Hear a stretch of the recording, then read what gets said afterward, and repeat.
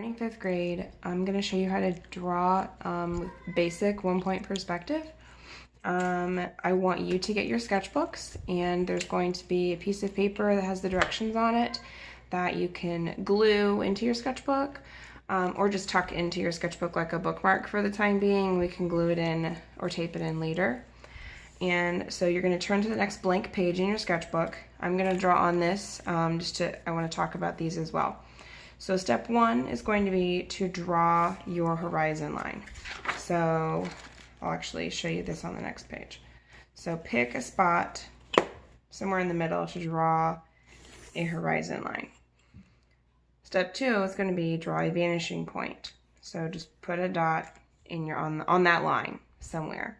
If we were doing a landscape or a cityscape, this would be like our sky and our land. And this would be the point where everything is vanishing or getting smaller and smaller as it disappears into the distance, which is why it's called the vanishing point. You are going to then draw a square or a rectangle on your paper. And yes, you need to use a ruler, so get one of those as well. And I'm going to draw a square-ish shape here.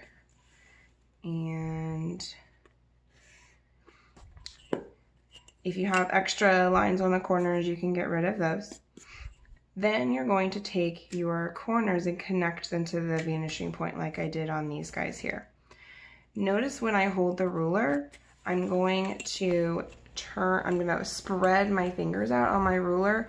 Don't hold your ruler here with one tiny little finger, but you want to spread it out so your ruler doesn't move while you are drawing. So from vanishing point to corner. And that's what it should look like. You should have a pretty clean line. From vanishing point to the corner. If you're right-handed, then you'll be using your left hand on the ruler and using the right hand of the ruler like this. And then vanishing point to corner. Okay, so it'll look something like that.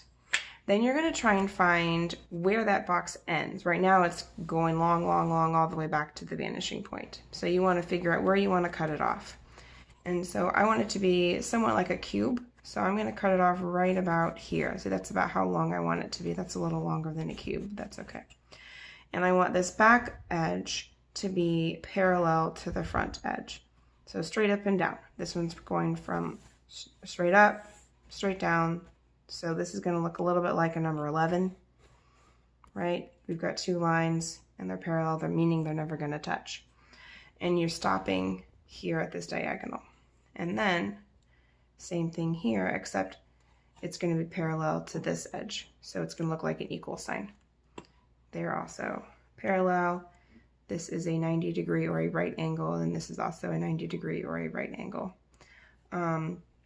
Don't worry about this corner because we don't want to draw on top of our shape today. So don't even worry about any corners that make you draw across your shape. And if you happen to draw your square really close to like right underneath the vanishing point, you may not see this side very much. So you may only end up with two lines that go to the vanishing point. Because the box over here is to the right of the vanishing point, we're going to see this side of the box. Since this box is on the left side of the vanishing point, we're seeing the right side of the box. So notice how it changes depending on where it is on the page.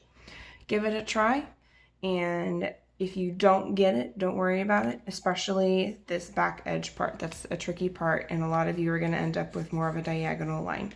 But try to keep your edges at a right angle. I'll see you next time.